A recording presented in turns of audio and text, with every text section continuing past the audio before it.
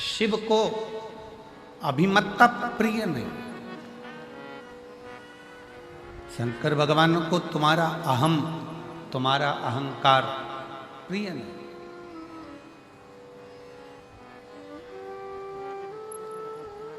आप अपने जीवन में हम श्री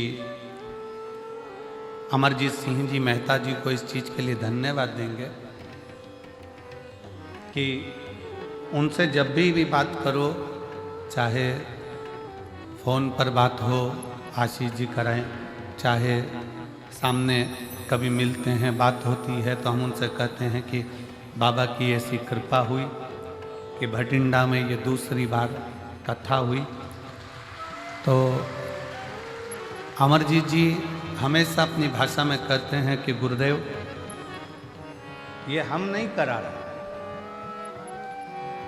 और मैं उनके बेटे को भी यही कहूँगा, पदम जी को, कि उनके मुख से भी यही शब्द निकलता है कि गुरुदेव ये कथा, ये सत्संग, ये संगत हम नहीं करा रहे, ये तो कहीं स्वयं भटिंडा की भूमि पर, ये भटिंडा में रहने वाले रहवासियों के कोई पुण्य प्रबल हुए होंगे तो इन्होंने ये कथा की।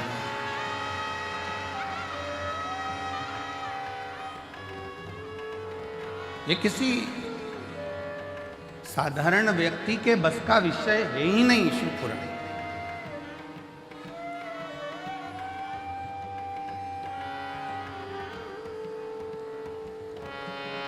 शंकर भगवान की पुराण को करवाने के लिए भगवान शंकर पूरा छलनी से छान लेते हैं और फिर जान लेते हैं कि ये सही है, करवा पाएगा कि नहीं करवा पाएगा, तब करवा पाते हैं। शिव है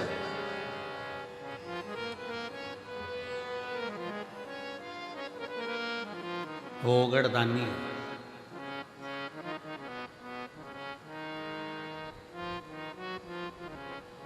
जब बात करो अमरजीत जी से, वो एक ही बात कहते हैं मेहता जी की, गुरुजी बाबा करा रहे हैं, कराएं।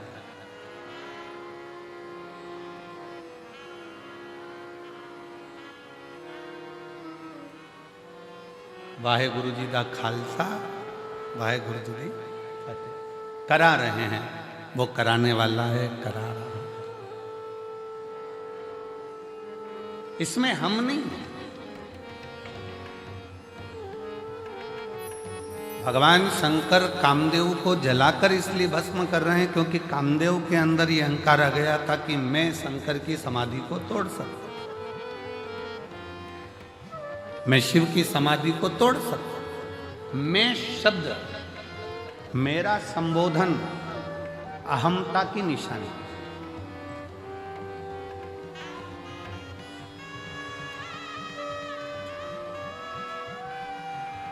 जिस दिन आपके अंदर, कल कथा में कहा था कि जिस दिन आपके अंदर ये आ जाएगा कि मैं दुकान कर रहा हूँ, मैं मकान कर रहा हूँ, मैं गाड़ी चला रहा हूँ, मैं घर चला रहा हूँ, मैं परिवार चला रहा हूँ, मैं रिश्ते निभा रहा हूँ, समझ लेना कि उस दिन अब तुम्हारा थोड़ा थोड़ा डाउन होना चालू होगा। कामदेव ने अपनी भाषा में कह दिया कि मैं शिव की समाधि को तोड़ सकता, मैं शंकर भगवान की समाधि को तोड़ सकता।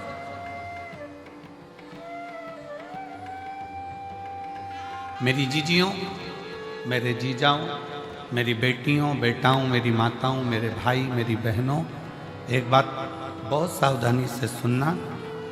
नवरात्रे आते हैं, नवरात्रे आते हैं, नवरात्रे में आप माता रानी के व्रत कर लेते हो, जोत जला लेते हो, माता रानी का व्रत करते, उपास करते, जागरण करते, जोत जलाते, पूजन करते, निवेदन करते, और अभी फिर चैत्री नवरात्रे आएंगे, आप फिर आराधना करोगे, फिर साधना करोगे, फिर जोत जलाओगे, फिर माता रानी को याद करोगे, फिर व्रत रखोगे। आप कितने भी व्रत करो, आप कितनी भी जोत जला, आप कितना भी जागरण करो, पर 4 लोगों के सामने जाकर ये कभी मत कहना कि मेरे जैसा व्रत कोई नहीं कर सकता, मेरे जैसा जागरण कोई नहीं कर सकता और मेरी जैसी ज्योत कोई नहीं जला सकता, ये अभी मत कहो।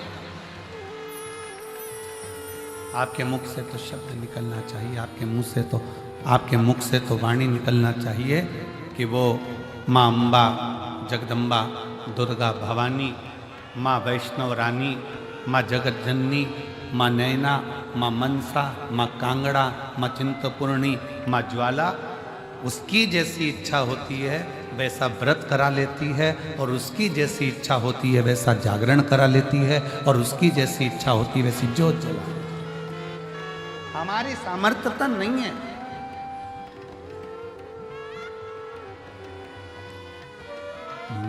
मेरा आपकी कृपा से सब काम हो रहा है, मेरा आपकी कृपा से सब काम हो रहा है।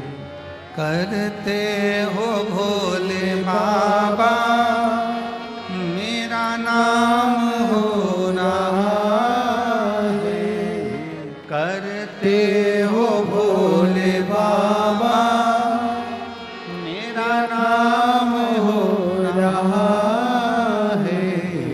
प्रभु आपकी कृपा से सब काम हो रहा है, भोले आपकी कृपा से सब काम हो रहा है।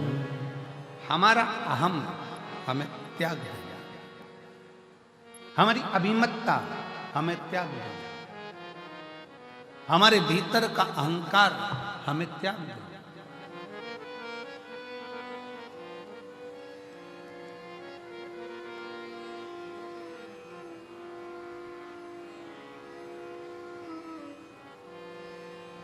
कितना सुंदर गुरु नानक देव जी ने अपनी वाणी में कहा है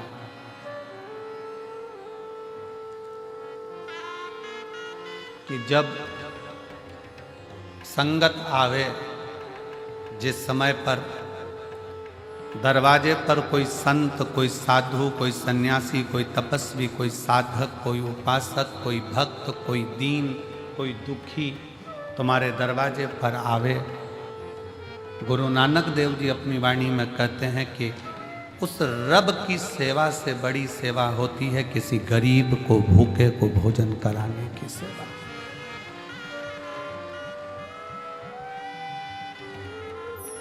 शायद उसी का प्रमाण आज भारत की भूमि के ही नहीं, देश और विदेश के जितने गुरुद्वारे हैं उन गुरुद्वारे में सबसे बड़ी सेवा होती है लंगर की सेवा। सबसे बड़ी सेवा है लंगर की सेवा। इसलिए शायद भारत की भूमि के ही नहीं, देश और विदेश के सारे गुरुद्वारों में जब लंगर चखने के लिए लोग जाते हैं, लंगर सेवा में लोग जाते हैं, तब ये मानकर सेवा करते हैं कि हम किसी दूसरे की सेवा नहीं कर रहे, हम हमारे रब की सेवा कर रहे हैं, हम हमारे शिव की सेवा कर रहे हैं, हम हमारे भगवान की सेवा कर रहे हैं, कोई दूसरे की नहीं। और मेरी जीजियों, मेरे जीजाओं, मेरी बेटियों, बेटाओं, मेरी माताओं, मेरे भाई, आप इस कथा के पंडाल में जो हजारों लाखों की संख्या में आप लोग पहुंचे हो, अगर यहाँ पर भी आप अगर सेवा कर रहे हो तो ये मत सोचना कि मैं सेवा कर रहा या मैं सेवा कर रहा। ये तो मेरे बाबा ने कृपा करी, उनकी करुणा हुई, और उनकी करुणा हुई तो मैं कथा के पंडाल तक पहुंची, और उनकी करुणा हुई तो मैंने किसी प्यासे को पानी पिलाया, भूखे को भोजन कराया। भागवत जी किस किस ने सुनी है? हाथ उठाओ जरा। सबने सुनी है? रखो हाथ नीचे। भागवत सुनी होगी तो उसमें एक प्रसंग आता है भगवान सुदामा और भगवान कृष्ण।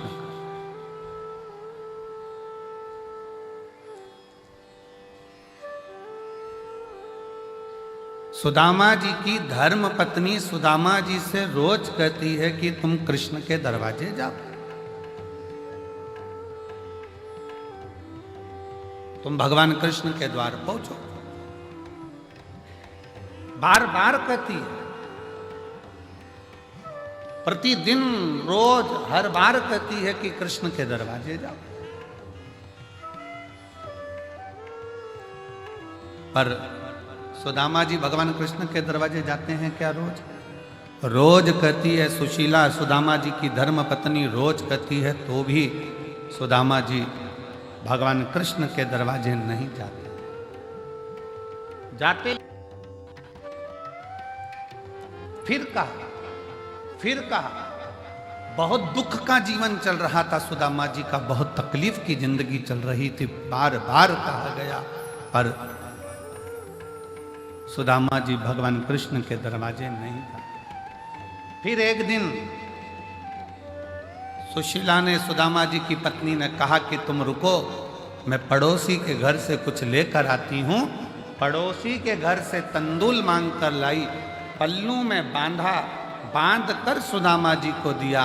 सुदामा जी ने वो तंदूल, वो चावल अपनी बाजू में दबाया और दबाकर लेकर चले गए।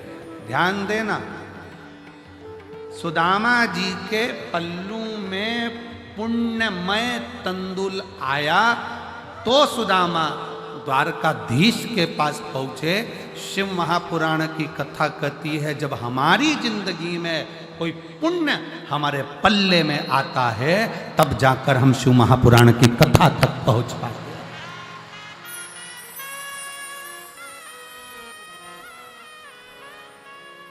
यहां पर कई मेरी भटिंडा की जीजियां बैठी हुई हैं जिनके मन में बहुत दिन से मन में उमंग आ रहा था, भटिंडा में कथा होना चाहिए, पंजाब में कथा होना चाहिए। महाराज जी हरियाणा तक तो आते हैं, थोड़ी सी बाउंड्री पार करके यहां नहीं आ सकते।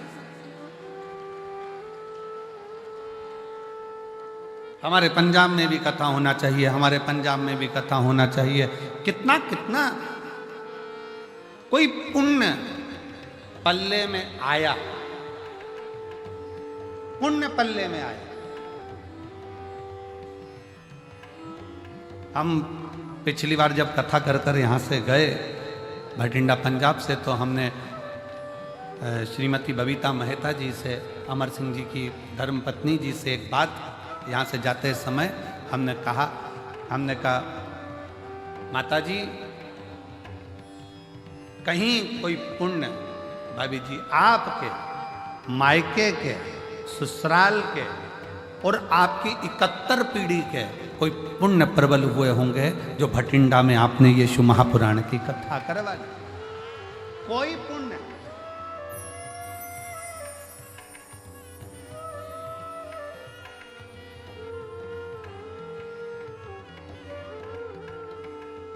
और मैंने तेरे ही भरोसे बाबा, तेरे ही भरोसे हवा बिच उड़ती जावांगी बाबा, डोर हटो छड़ीला मैं कटी जावांगी, भोले में तेरी पतन, शंभो में तेरी पतन, हवा बिच उड़ती जावांगी बाबा, डोर हटो छड़ीला मैं कटी जावांगी। कोई पुण्य हमारे प्रबल होंगे।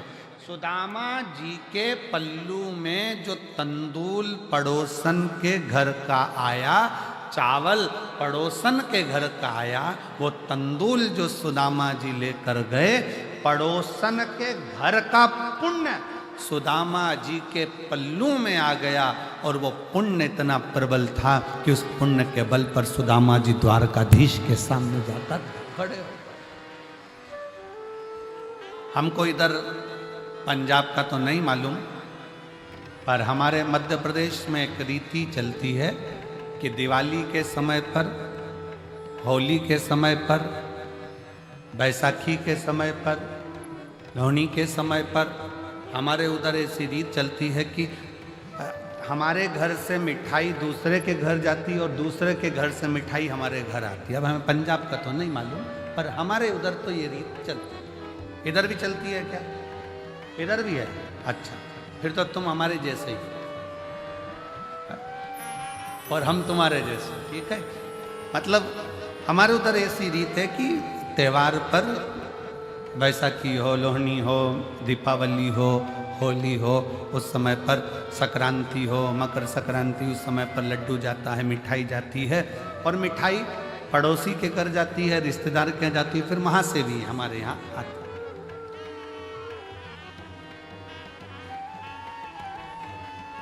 और जितनी अच्छी अपने घर की नहीं लगती उतनी पड़ोसी के घर की लगती है। हमारी मासी जी के यहाँ से आई, मामा जी के यहाँ से आई, काका जी के यहाँ से आई, काकी जी के यहाँ से आई, वहां से आई।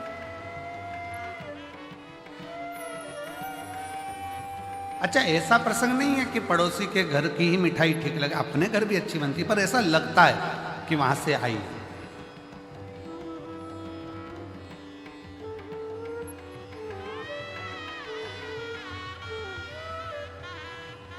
और कभी कभी वो एक प्रसंग याद आ जाता है ना कि वो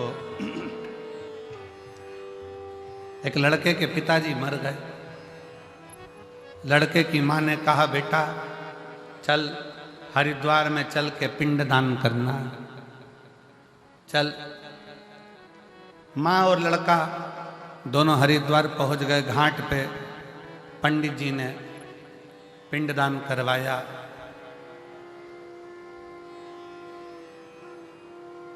और पिंडदान करवाने के बाद वहां पर भोजन रखा।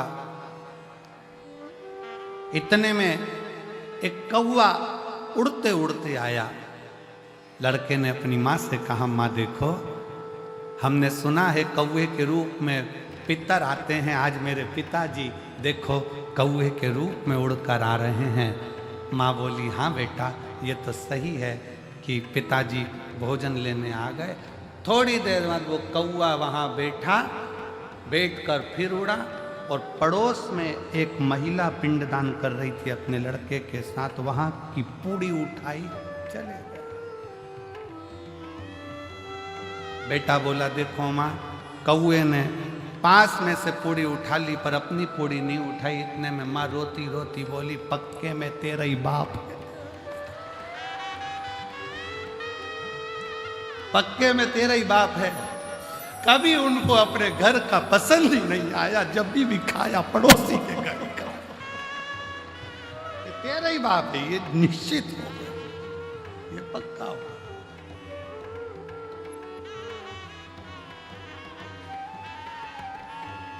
अब हमारे उधर की एक रीत है कि भाई मिठाई यहां से आई, वहां से दी, वहां से आई, वहां से दी, खाया। क्यों, किस लिए?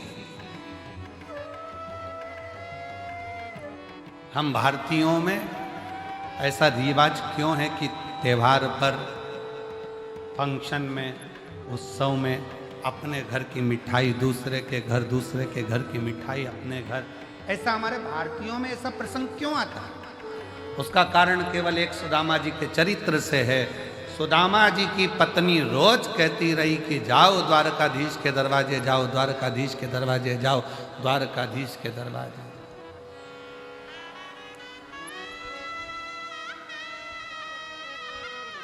और सुदामा रोज विचार करते हैं कि जाऊंगा। अच्छा, सुदामा जी की पत्नी जैसी दुनिया में किसी की पत्नी भी नहीं हो सकती। कथा कानून भले सुदामा जी की पत्नी को थोड़ा सा गुस्सेल बताते हैं, क्रोधीला बताते हैं, पर शिव महापुराण की कथा कहती है सुदामा जी की पत्नी जैसी दुनिया में कोई पत्नी नहीं हो सकती, जो अपने पति से रोज कहती है जाओ द्वारकाधीश के दरवाजे जाओ, जाओ द्वारकानाथ के दरवाजे जाओ, जाओ द्वारकाधीश के दरवाजे जाओ। दुनिया में ऐसी पत्नी कम होती हैं जो अपने पति को रोज भगवान शंकर के मंदिर भेज दे। दुनिया में ऐसी पत्नी कम होती हैं जो रोज अपने पति को भगवान के दरवाजे पर भेज दे, सत्संग में भेज दे। सुबह से सुदामा जी की पत्नी उठती थी और रोज कहती थी द्वारकाधीश के पास जाओ, और एक आज की पत्नी सुबह से उठते से कहती है जाओ दूध की थैली लिया।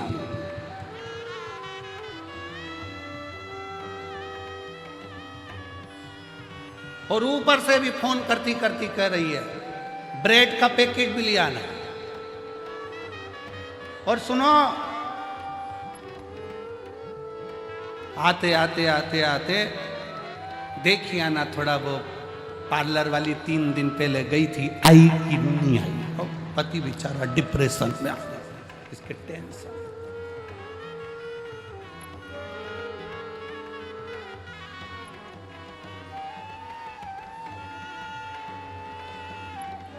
सुदामा जी की पत्नी रोज कहती है, पर सुदामा जाते नहीं है। शिव महापुराण की कथा कहती है, जब तक पल्ले में पुण्य एकाग्रित नहीं होगा तब तक भगवान के दरवाजे, सत्संग में गुरु के दरवाजे तब तक आप नहीं पहुंच सकते जब तक आपके पल्लू में पुण्य ना हो। इसलिए हमारे भारतीयों में रीत है, पड़ोसी के घर से मिठाई आती है, हम पड़ोसी के घर मिठाई देते हैं कि हो सकता है हमने जितना भजन करा हो, हमने जितना पुण्य करा हो, उससे 4 गुना ज़्यादा भजन पुण्य किसी पड़ोसी ने करा होगा, तो उसका पुण्य हमारे खाते में आएगा और हम भी पार उतर जाएंगे। इसलिए उसकी रीत हमारे यहाँ आजमाई।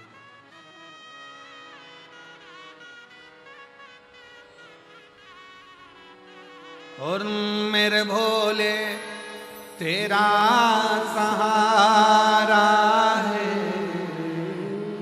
मेरे भोले तेरा सहारा है, मेरी नैया का तू किनारा है, मेरी नैया का तू किनारा है, मेरे बाबा तुझे पुकारा है, मेरे बाबा तुझे पुकारा है, मेरी नैया का तू किनारा है, मेरी नैया का तू किनारा। हमारे पल्लू में अगर पुण्य है तो हम सत्संग में गए हैं, हमारे पल्लू में अगर पुण्य है तो हम गुरुद्वारे गए हैं, हमारे पल्लू में अगर पुण्य है तो हम शिव के द्वारे गए हैं, हमारे पल्लू में अगर पुण्य है तो हम माता रानी का दर्शन करने गए हैं, हमारे पल्लू में अगर पुण्य है तो हम भगवान का भजन कर रहे हैं। अगर पुण्य नहीं है तो हम भजन भी नहीं कर सकते।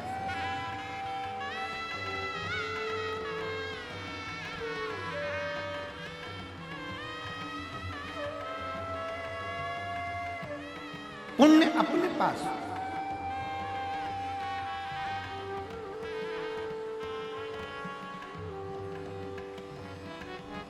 अब पुण्य कैसे कमाओगे? शिव महापुराण की कथा कहती है, हमने पहले भी कथा में कहा, ये कौन सा हाथ है? सीधा। ये कौन सा हाथ है? जम के बोलो, उल्टा। पुण्य का काम कैसे करते हो? जम के बोलो जरा, सीधे हाथ। एक दिन इस उल्टे हाथ को बड़ा बुरा लगा कि जो भी कुछ करे तो यही करे, हवन करे तो ये, दान करे तो ये, पुण्य करे तो ये, सत्कर्म करे तो ये, अपन तो बेकार में पैदा हुआ। इस उल्टे हाथ को थोड़ा सा बुरा लगा। एक ही एक बहू अगर सब काम करे तो दूसरी बहू को तो बुरा लगता ही कि बताओ, सास एक ही एक को पूछ रही है, सास एक ही एक को काम बता रही है, हम तो बुरे, हमारा क्या काम। इस हाथ को बड़ा बुरा लगा कि मैं काय के लिए पैदा हुआ, क्या काम का मैं, जब सीधा ही सीधा हाथ सब काम करे, हवन करे, पूजन करे, अर्चना करे, दान करे, भोजन करे, सब कुछ करे, सीधे हाथ से ही करे, ये उल्टा तो किसी काम का नहीं है। एक दिन ये उल्टा हाथ एक गुरु के पास पहुंच गया और गुरु जी से कहा, गुरुदेव भगवान ने मुझे पैदा ही क्यों करा, मैं किसी काम का ही नहीं हूँ, सारा पुण्य तो इसके खाते में जा रहा है, मैं करूं तो करूं क्या। इतने में गुरु ने कहा, चिंता मत कर, तेरा नाम उल्टा हाथ है, मतलब तू किसी काम का नहीं है, फिर भी अगर तू एक काम कर, जो सीधा हाथ काम करे ना, तो तू इसको टच कर लिया कर, टच करेगा तो वो पुण्य के साथ तुझे भी थोड़ा थोड़ा पुण्य मिलना प्रारंभ हो जाएगा और तेरा कृतार्थ, तेरा कल्याण हो जाए। ये आप सब लोग क्या कर रहे हो? अगर अमरजीत सिंह मेहता जी कथा करा रहे हैं या उनकी पूरी टीम कथा करा रही है, तो उनके साथ सब मिलकर क्या कर रहे हो? थोड़ा थोड़ा टच कर कर, भैया कराओ, भैया होन दो, भैया हम भी करेंगे सेवा, भैया हम भी करेंगे। ये सब एक दूसरे को टच करा तो वो कहते हैं ना कि डीपी से कनेक्शन चला, और डीपी से कनेक्शन चलते चलते चलते चलते सारे बल्ब जल गए। उसी तरह आपकी भी जिंदगी का उजाला आपने स्वयं कर लिया, स्वयं।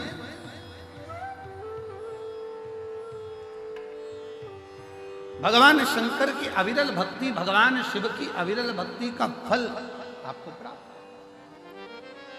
शिव तत्व आपको प्राप्त। और शंभु शरणे मांगू घड़ी रे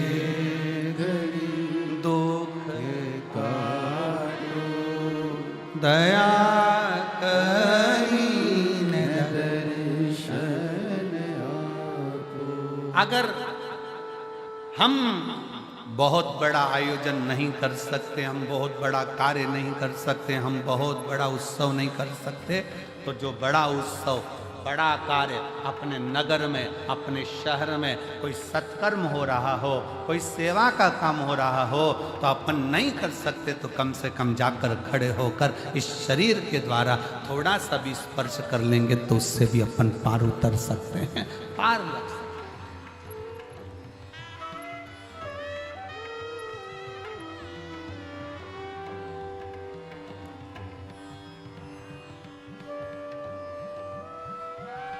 श्रेष्ठ कर्म हमारा हमें परमात्मा तक ले जाता है। श्रेष्ठ कर्म। एक महिला ने लिखा,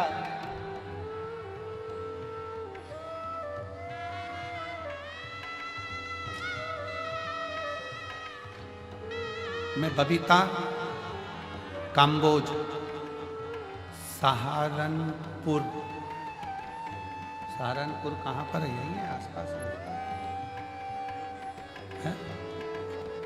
यूपी सहारनपुर।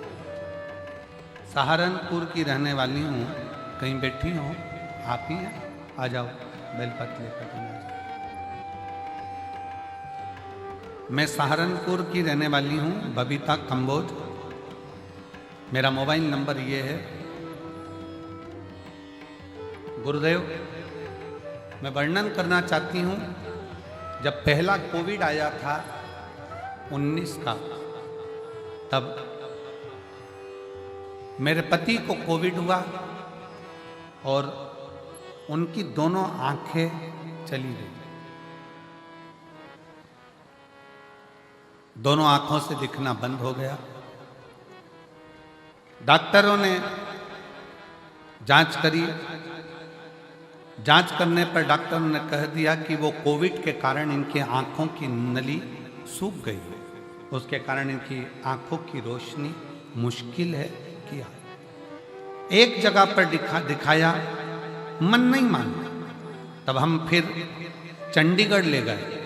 चंडीगढ़ में पीजीआई में दिखाया, गुड़गांव में दिखाया, हरिद्वार में दिखाया, दिल्ली में दिखाया। ऐसे जगह जगह पर हम हमारे पति को लेकर गए, पर डॉक्टरों ने मना कर दिया कि इनकी आंख जो कोविड का असर हुआ है उसके कारण बस इनके दोनों नेत्र की नसें सूख चुकी है, ये रोशनी अब आएगी। किसी ने चेन्नई का कहा, वहां दिखाया, पर रोशनी आंखों की नहीं। अब आखिरी में हम हार गए। तब किससे कहें? हमारी एक परिचित ने कहा कि टीवी पर कथा आती है, 1 बजे वो सियोर वाला महाराज कथा कहता है, शिव पुराण चलती है, तुम्हारे पति को भी सुनाओ, तुम भी सुनो। हमने कथा सुनना प्रारंभ करा और कथा सुनते सुनते हमने शिवजी पर जल चढ़ाना प्रारंभ करा। जल चढ़ाया हुआ अपने पति की आंखों पर लगा देते, बेलपत्री खिला देते। तब अपनी पड़ोसन से कहा कि तुम, पति तो नहीं जा सकता, क्या तुम मेरे साथ सीहोर चलोगी? हम हमारी पड़ोसन के कहने पर उसके साथ सीहोर गए, वहाँ से कंकर शंकर की पूजन करी, रुद्राक्ष लिया और वहाँ से रुद्राक्ष लेकर आए तांबे के कलश में रुद्राक्ष को गलाते, शिव जी पर चढ़ा देते, शंकर का चढ़ा जल अपने पति को पिला भी देते, आंखों में लगा भी देते। ऐसा करते करते 19 में आंख गई, 20 में नहीं आई, 21 में नहीं आई, 22 में नहीं आई। ऐसा क्रम करते हुए जब 23 आया तब हमने कथा सुनी और बाबा की ऐसी कृपा हो गई कि बाबा की करुणा से आज मेरे पति पूर्ण तरह से देखना प्रारंभ कर दिए और उनकी आंखों ने काम करना प्रारंभ कर दिया। अब वो अपना काम स्वयं कर लेते हैं, मोटरसाइकिल भी चला लेते हैं और बाबा की कृपा उनने देखना चालू कर दिया। मैं शिव जी को प्रणाम करने के लिए यहाँ आई हूँ।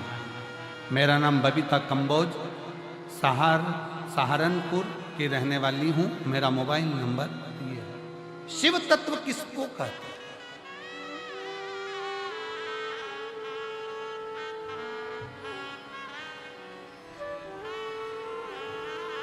शंकर की भक्ति किसको कहते हैं? शिव की उदारता किसको कहते हैं?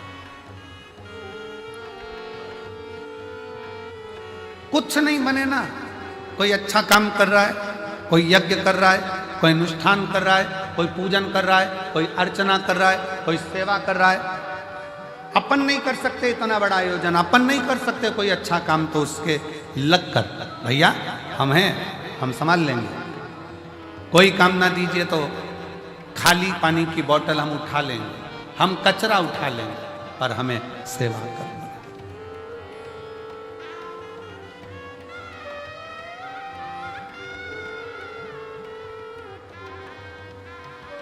और भला किसी का कर न सको तो बुरा किसी का मत करना, फूल नहीं बन सकते तो फिर कांटे बनकर मत। अच्छा करिए, अच्छी सोच रखिए, अच्छे विचार रखिए।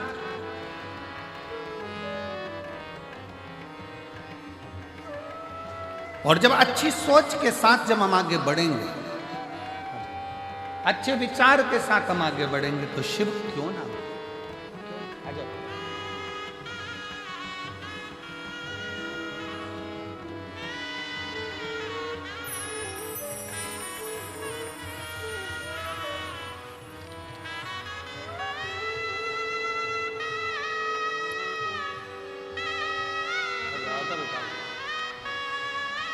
रोते नहीं है तो आंख के आ गई बाबा की कृपा है ना, रोना आंसू पहले पोछो, आंसू पोछो पहले।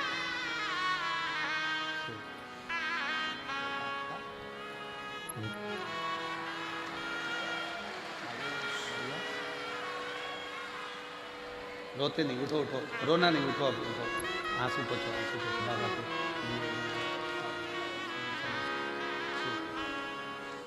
पति की आंखें पहले कोविड में चली गई, देखना बंद कर दिया, नेत्र नहीं। डॉक्टरों ने जवाब दे दिया था, चंडीगढ़ के पीजीआई कॉलेज के, गुड़गांव के, हरिद्वार के, चेन्नई के, दिल्ली के, सब ने मना कर दिया था आंखें नहीं आएगी क्योंकि नसें सूख गई। पर अरे तेरा ही दिया मैंने खाया पिया रे, तेरा शुक्रिया है, तेरा शुक्रिया है। अब वो मोटरसाइकिल भी चलाते हैं, अपना काम भी करते हैं और दुकान भी संभाल लेते हैं। अब उनको पूरा दिखना प्रारंभ हो। ये शिव है।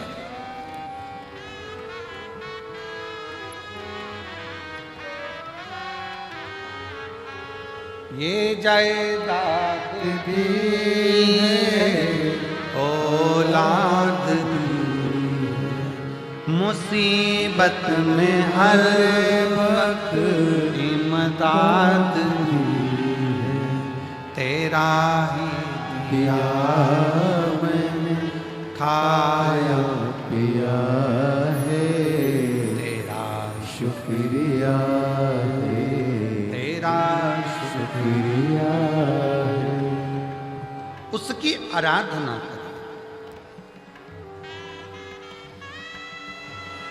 बिना किसी आडंबर के, बिना किसी दिखावे के।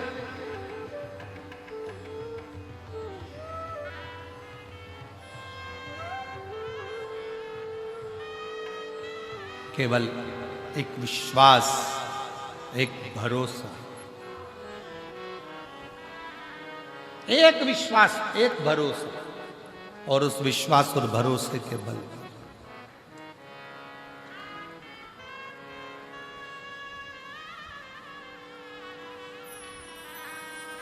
शिव महापुराण की कथा कहती है,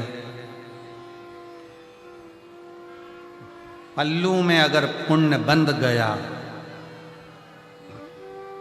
पल्लू में अगर पुण्य आ गया, खूब अच्छी अच्छी होटलें हैं, खूब बढ़िया बढ़िया होटलें बनी हुई है, बहुत बड़ी बड़ी होटलें बनी हुई है। आप होटल में 24 घंटे खाओ, मना नहीं, मना नहीं। पर यदि अपने नगर में, अपने क्षेत्र में तुम कहीं बाहर गए हो और राह में तुम्हारी जेब में अगर पैसा है तो तुम अच्छी अच्छी होटल में खा सकते हो, पर एक बात याद रखना, पैसा अगर जेब में है तो होटल तक पहुंचोगे, और अगर पुण्य तुम्हारी जेब में है तो तुम गुरुद्वारे तक, शिव के मंदिर तक, शंकर की चौक तक।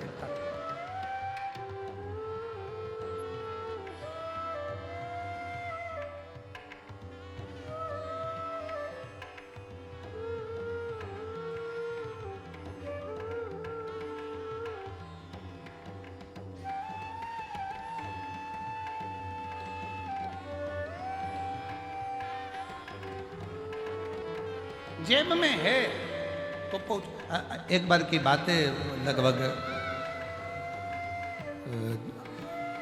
15 साल हो गए होंगे, 15 साल से भी लगभग ज़्यादा हो गए होंगे, 15-16 साल के करीब में हो गए होंगे।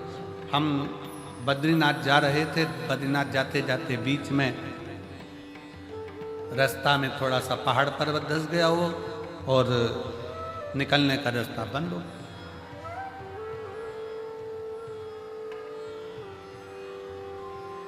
वहीं पंजाब के 2 बेटे, पंजाब के 2 लड़के और मोटरसाइकिल से वो हेमकुंड साहिब जा रहे हैं,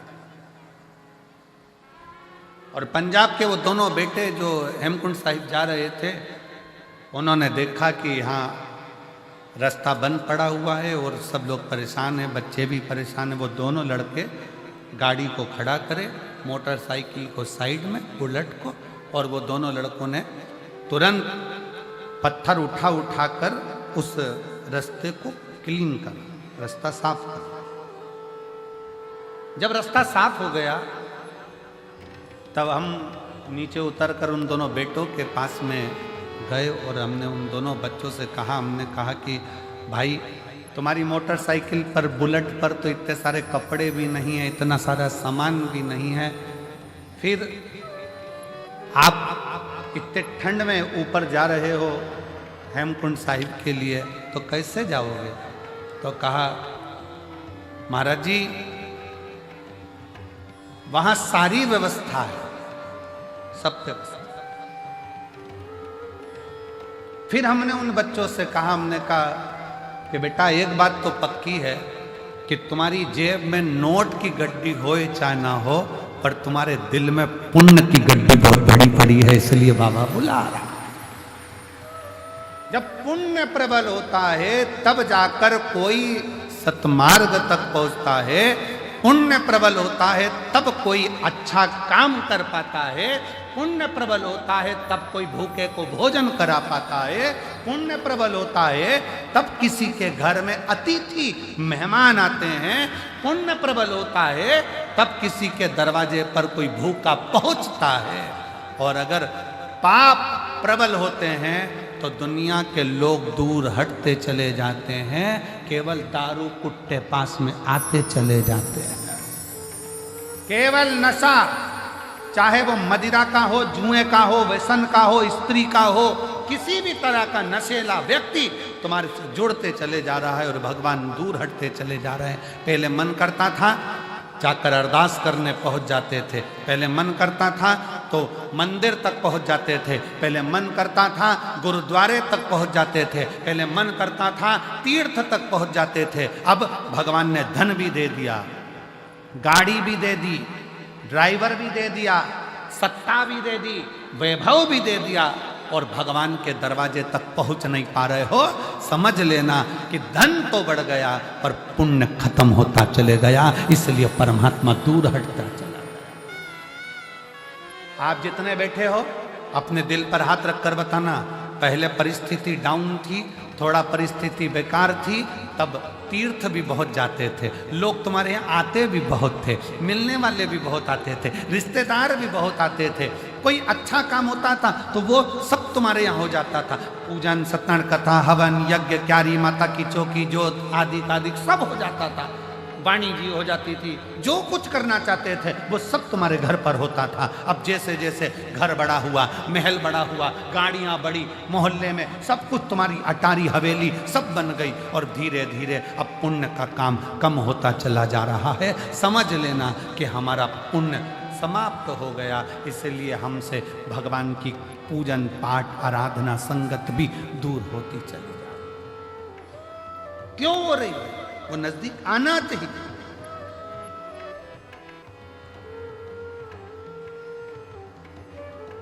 पहले छोटा सा घर था, मेहमान ज्यादा आते थे, घर बड़ा हो गया, मेहमान जाना चालू हो गए, मेहमान नहीं आते।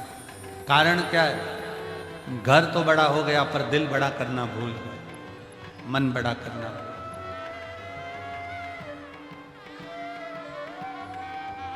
हृदय को बड़ा रखे,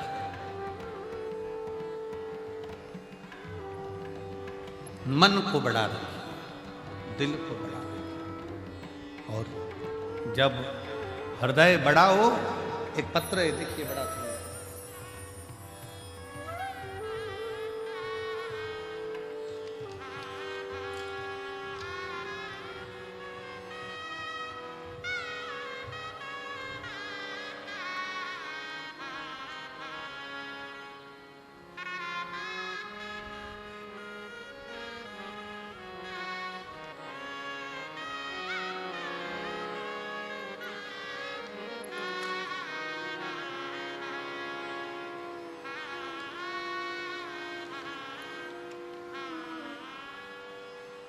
मेरा नाम आरती, पति का नाम अखिल, पिता सुरेश कुमार रंगीला, मोबाइल नंबर ये है,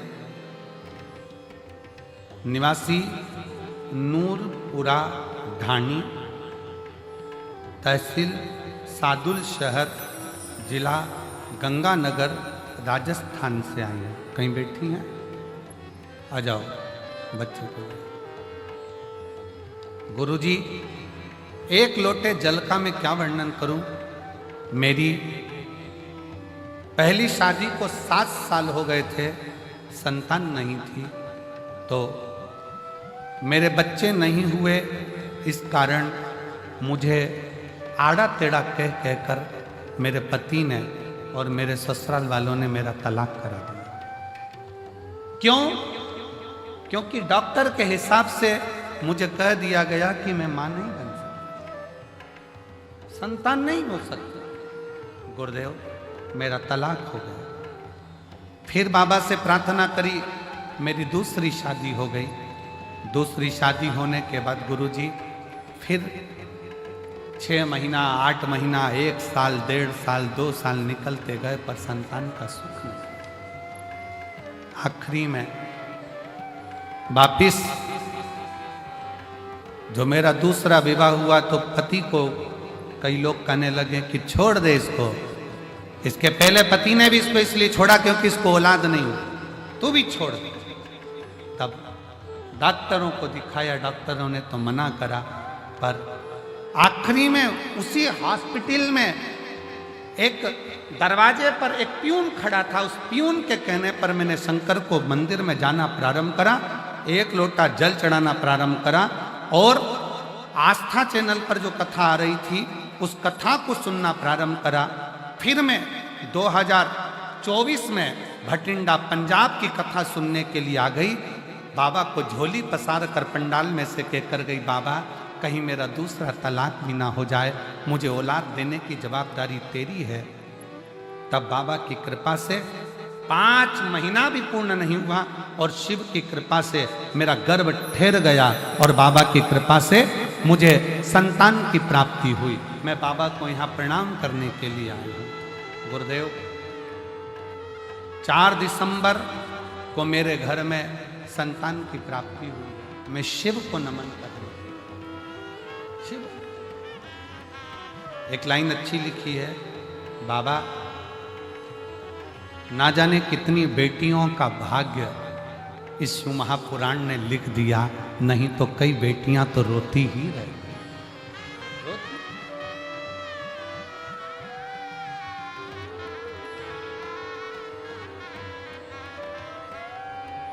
फिर निवेदन करूंगा, ना जाने कौन सा पुण्य अमरजीत जी, बबीता भाभी जी को, पदमजीत जी को बहुत बहुत साधुवाद दूंगा। ना जाने कौन सा पुण्य आपका और ना जाने कौन सा पुण्य इस भटिंडा वालों का प्रबल हुआ होगा, जो शिव महापुराण की कथा इस भटिंडा पंजाब में पहुंची। पुण्य है ये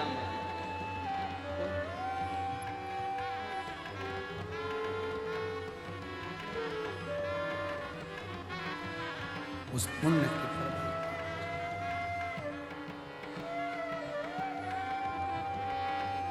जब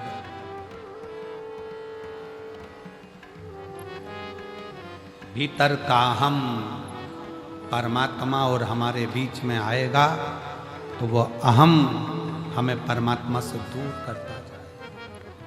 अहम,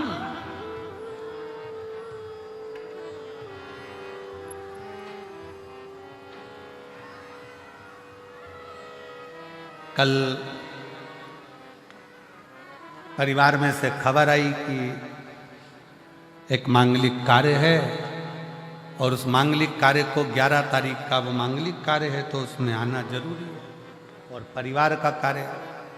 तो हमने अमरजीत जी से कहा कि भैया आशीष को खबर करी कि ये मैसेज अमरजीत जी को दे दो कि कथा जो 7 दिन की है वो कथा 5 दिन में पूर्ण करेंगे और कथा जो 12 तारीख को पूर्ण होना थी वो 10 तारीख को हम पूर्ण करके 10 तारीख को हमें निकलना पड़ेगा। 11 तारीख और 12 तारीख का 2 दिन का परिवार में कार्य है और बहुत जरूरी है, उसमें जाना।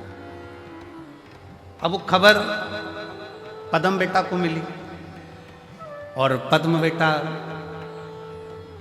पद्मजीत जी मेहता आशीष के पास आए कि आशीष भैया बात करना है। कहा क्या? कहे गुरुजी से बोलो ना कि 7 दिन की पूरी कथा करें। गुरुजी 5 दिन की कर रहे हैं।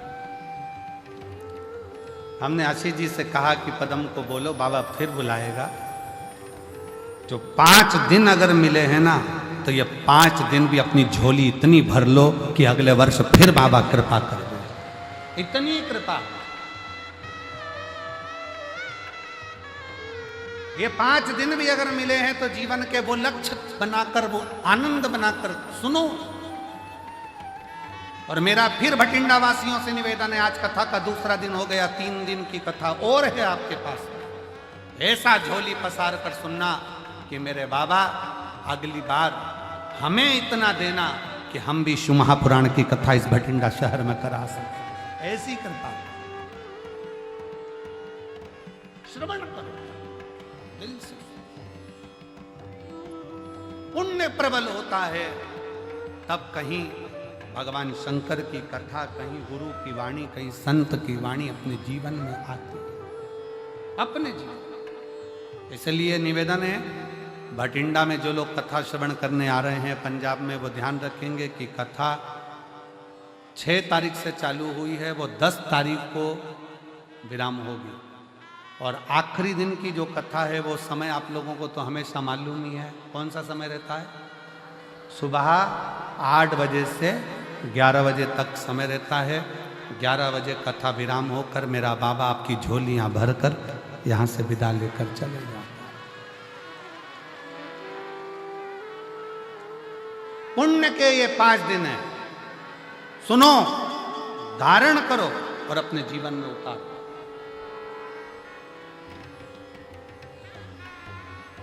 और ये कथा यहाँ पर 10 तारीख को विराम हो जाएगी।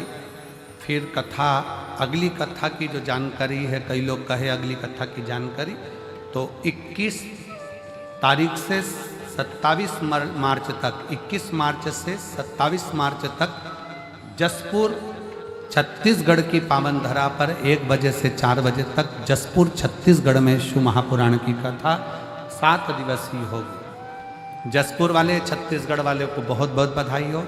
उसके बाद में राजस्थान वालों को बधाई दे रहा हूँ कि 11 तारीख से 17 अप्रैल तक, 11 अप्रैल से 17 अप्रैल तक रतनगढ़ राजस्थान में शिव महापुराण की कथा हो।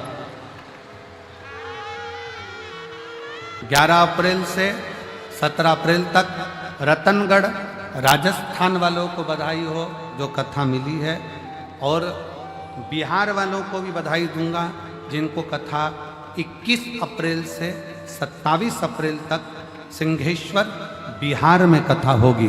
उसके लिए बिहार वासियों को बहुत बहुत बधाई हो, बिहार के रहवासियों को बधाई हो। ये सभी कथाओं के क्रम चले। शिव तत्व है, उसको धारण 5 दिन है भटिंडा के पास में। इसको दिल से, आनंद से, जितनी सेवा से, जितने भजन से, जितनी भक्ति से श्रवण कर सकते हो और जितने प्रेम से बाबा को पुकार सकते हो पुकार।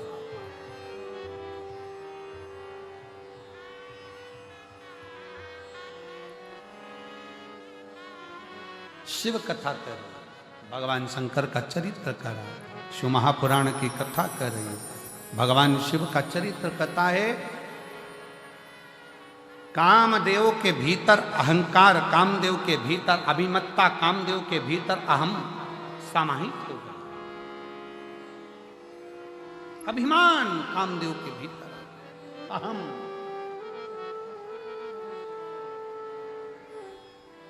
और जब कामदेव के भीतर अभिमत्ता समाहित हुई, अहंकार आया, मेरे शिव भस्म नहीं करते। जब अहंकार बढ़ता चले जाता है तो शंकर भी भस्म कर ही दे। एक शिव जी का एक भक्त था जिसका नाम था प्रनद।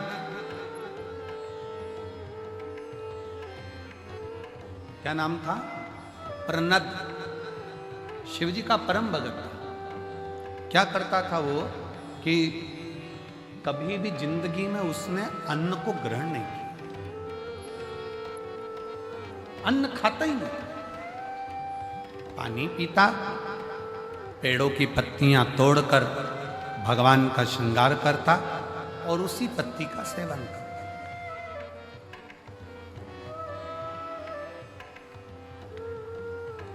कभी अन्न को उसने छुआ ही नहीं। केवल शंकर भगवान को जल अर्पित करना, शंकर भगवान को बेल अर्पित करना, भगवान शंकर को बेलपत्र चढ़ा देना, भगवान शंकर के ऊपर श्रृंगार कर देना पत्तियों का, उसी पत्तियों को उठाकर उसको खा लेना।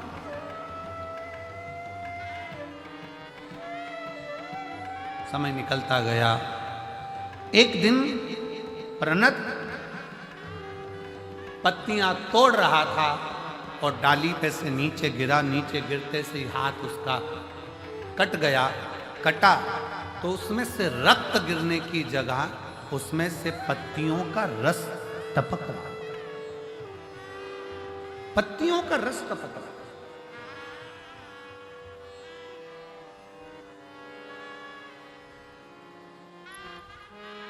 और जब पत्तियों का रस टपकते उस प्रनद ने देखा तो बड़ा खुश हुआ और खुश होकर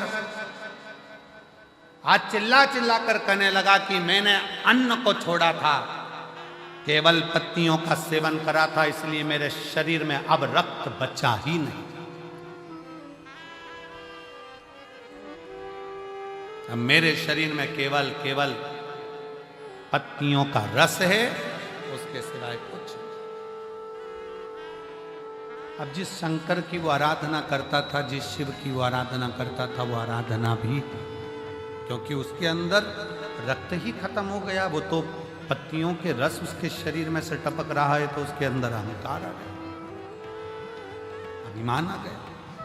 अभी आपको कथा में कहा था कि माता रानी की चौकी लगाओ, व्रत करो, आराधना करो, तुम कुछ भी करो, तुम्हारी साधना करो, शंकर के मंदिर जाओ, एक लोटा जल चढ़ाओ, चाहे गुरुद्वारे में जाकर सेवा कर रहे हो, चाहे तुम कोई भी सेवा कर रहे हो, चाहे लंगर की सेवा कर रहे हो, चाहे भंडारा कर रहे हो, पानी पिला रहे हो, झाड़ू लगा रहे हो, पोछा लगा रहे हो, पर तुम अपनी सेवा का गुणगान किसी से मत करो। अपने भीतर के अहंकार को अपने अंदर से निकाल कर बाहर फेंक दो। जब अहंकार अपने अंदर से निकल कर बाहर जाएगा तो निश्चित है कि परमात्मा को मिलने में देरी नहीं लग पाएगी। परमात्मा को मिलने में देरी नहीं लगेगी।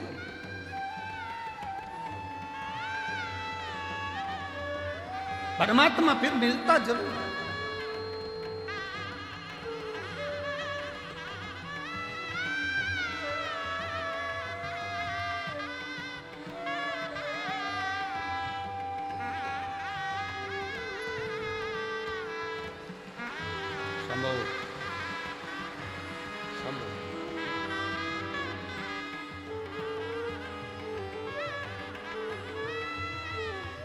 जोरदार ताली बजाकर साथ में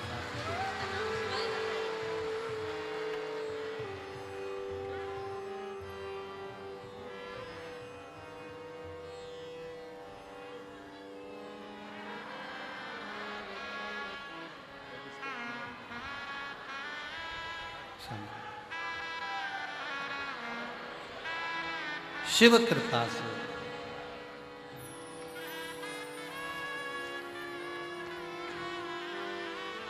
आरती, पति का नाम अखिल, नूरपुरा ढाणी, सादुल शहर तहसील, गंगानगर, राजस्थान की है। बेटी ने लिखा है 7 साल तक जब मुझे संतान नहीं हुई तो पति ने मुझे तलाक दे दिया परिवार वालों के कहने पर। दूसरी शादी हुई, संतान का सुख नहीं आया, तब हताश हो गई। लगा इनको भी दोस्तों ने कहना चालू करा कि छोड़ दे। तब मेरे पति ने मेरा साथ दिया और हमने भटिंडा की कथा को श्रवण किया और शिव जी से प्रार्थना करी। बाबा की कृपा से मुझे संतान की प्राप्ति हुई। शिव शिव है।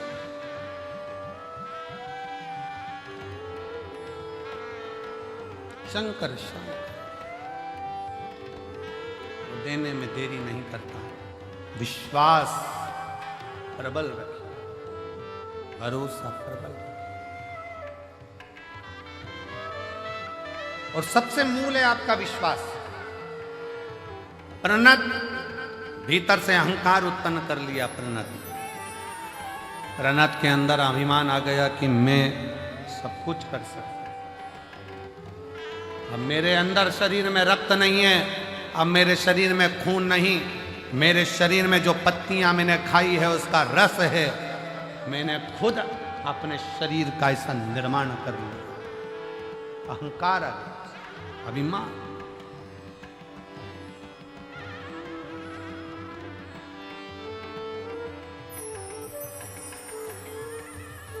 तो फिर निवेदन है कि मत बुरे कर्म कर बंदे, वरना पछताएगा।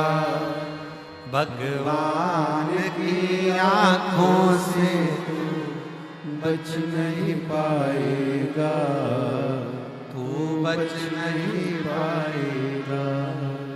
अरे ओ अज्ञानी मत करना नादानी, अरे ओ अज्ञानी मत करना।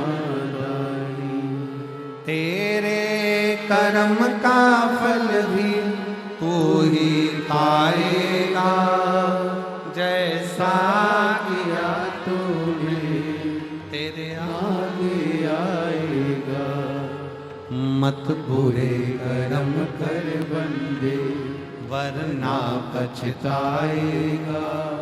भगवान की आंखों से तू बच नहीं पाएगा, तू बच नहीं पाएगा।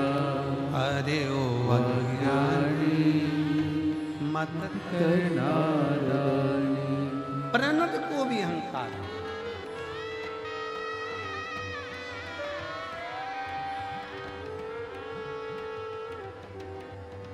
जो भगवान की भक्ति करने वाले हैं, जो भगवान का भजन करने वाले हैं, जो भगवत नाम स्मरण करने वाले हैं, उनसे निवेदन है, जितने जितने भगवान के करीब में जाते जाओगे उतना उतना तुम्हारे अंदर कहीं अहंकार ना आता जाए। शिव महापुराण की कथा कहती है, रावण ने शिव की भक्ति करी और उसके अंदर थोड़ा थोड़ा अहंकार प्रकट हो गया था। भगवान के नजदीक में जो जाता चले जाता है उसको लगने लगता है कि मैं सब कुछ कर सकता, सब कुछ, और उसको ये अंदाजा नहीं लगता। बैलगाड़ी चलती है, बैलगाड़ी के नीचे जो कुत्ता चलता है ना, देखी कि नहीं देखी बैलगाड़ी? अरे बोलो तो जम के देखी ना सबने। बैलगाड़ी के नीचे जो कुत्ता चलता है तो कुत्ता ये सोचता है कि बैलगाड़ी में चला, पर कुत्ते को कौन समझाए कि बैलगाड़ी तू नहीं चला रहा, बैलगाड़ी बैल चला। वो तो कुत्ता पीछे रह जाता है, बैलगाड़ी आगे निकल जाती है, तब कुत्ते को समझ में आता है कि बैलगाड़ी तो बैल चला रहा है, मैं तो उसके नीचे चला। उसी तरह दुनिया के लोगों को लगता है कि मैंने करा, मैंने करा, मैंने करा, मैं कर रहा हूं, मैं कर रहा हूं। जिस समय पर काम बिगड़ता है और कोई नहीं आता, तब उस परमात्मा, उस रब के भरोसे पर काम सफल होता है, तब समझ में आता है कि वो कर रहा है, हम तो निमित्त, हम केवल निमित्त।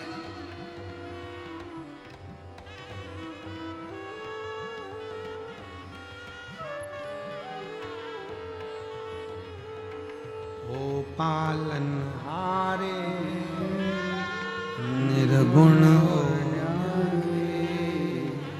तुमरे कौन हमारी सुलझाओ भगवन, तुमरे बिना मेरा कौन तुमरे बिना मेरा कौन नहीं। कौन होगा? हमको लग रहा है हम कर रहे हैं, हम।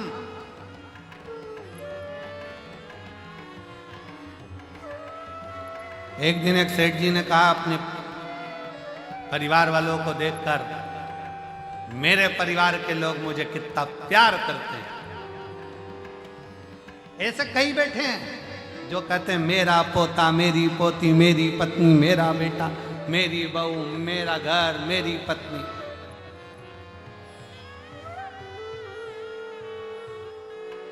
अगर मैं मर गया, मेरे पीछे पूरा परिवार मर जाएगा। जैसे ही सेठ जी कह रहे थे, इतने में उनके गुरु जी आ गए। अब गुरु तो गुरु है, और गुरु जी ने आकर तुरंत उसी समय पर, गुरुदेव ने आकर उसी पल, उसी घड़ी, उसी क्षण आकर कहा, सेठ जी क्या बात है? सेठ जी कह रहे हैं, गुरु जी मेरी पत्नी मुझे बहुत प्रेम करती है, मेरा परिवार मुझे बहुत प्रेम करता है, मेरे पोता पोती, मेरे बच्चे बहुत प्रेम करते हैं, अगर मैं मर गया तो मेरा परिवार पहले मर जाएगा। इतने में गुरु जी बोले, एक सीरियल का थोड़ा सा नाटक, थोड़ा सा टॉपिक हमको भी दिखा दो। एक बार मेरा मन है थोड़ी देर के लिए ऐसे चक्कर खा के नीचे गिर जाओ, हमें देखना है तुम्हारे मरने पर तुम्हारी पत्नी मरती कि नहीं मरती, तुम्हारे बच्चे मरते कि नहीं मरते। सेठ जी बोले, पागल हो गए गुरु जी, ऐसा कोई मरता है क्या? गुरु जी ने कहा, बस मेरा निवेदन है तुम मरो, मुझे देखना है क्या। और अगर मैं लुढ़क कर नीचे गिरा और मेरे परिवार को कुछ हो गया तो गुरु जी बोले, उसकी गारंटी मेरी, तुम मरो तो सही। अब इतने में सेठ जी बोले, ऐसे कोई मरता है? गुरु जी बोले, बस तुम तो ऐसे चक्कर खा के नीचे गिर जाओ, मैं डॉक्टर को बुलवाऊंगा, उसको कह दूंगा, डॉक्टर साहब तुम तो कह दो मर गया, और डॉक्टर को भी बाजू में रखूंगा, तुम चिंता मत करो, बस तुम तो देखना कि तुम्हारी पत्नी और बच्चे मर गए मेरे पत्नी बच्चे मेरे चक्कर में, तो वो मैं सब कर लूंगा, तुमको मरो। सेठ जी ने चक्कर खा के नीचे गिर गए। डॉक्टर को बुलाया। डॉक्टर साहब ने कहा सेठ जी के प्राण चले गए हैं, सेठ जी के प्राण छूट गए, वो मर गए। पत्नी धाड़ कर रोई,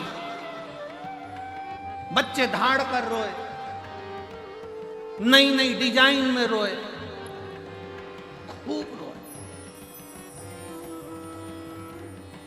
अब कोई मरता है तो लोग नई नई डिजाइन में रोते कि नहीं रोते?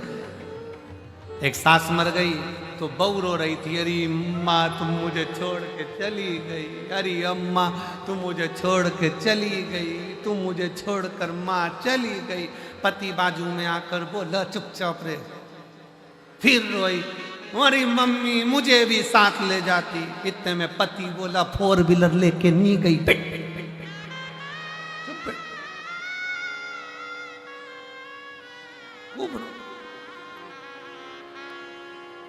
अब पत्नी रोई खूब चिल्ला चिल्ला कर। गुरुजी ने पूछा क्या हो गया? पत्नी बोली सेठ जी मुझे छोड़कर चले गए, गुरुजी मुझे छोड़कर चले गए, मुझसे बोलते तो सरी, मेरा क्या होगा? सेठ जी चले गए। इतने में गुरुजी बोले चिंता मत कर, मेरे पास में एक पुड़िया रखी है, ले, इस पुड़िया में एक भभूति है, वो भभूति तू खाएगी, तू खाएगी, मर जाएगी, पति जिंदा हो जाएगा। इतने में पत्नी रोती रोती बोली वो तो कह रहे थे अब तुझे ही संभालना, तुझे।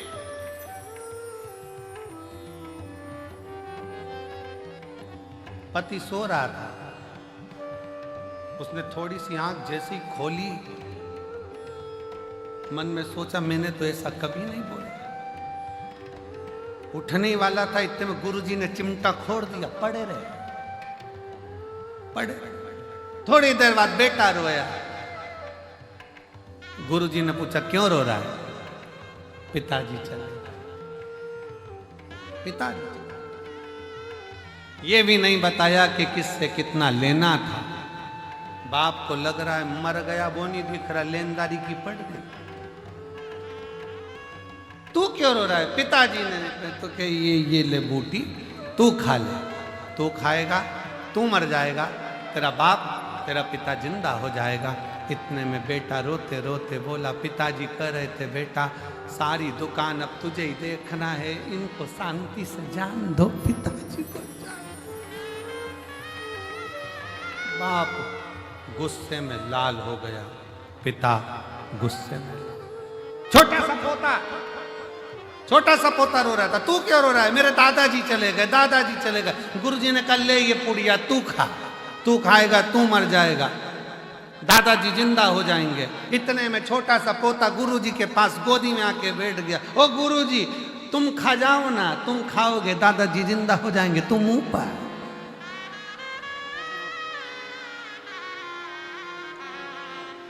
कौन है? वावारी दुनिया मतलब की दुनिया में किसी का कोई नहीं। कौन किसका? व्यर्थ, व्यर्थ। इसीलिए निवेदन है महाराज, मेरे बाबा के दरबार में सबका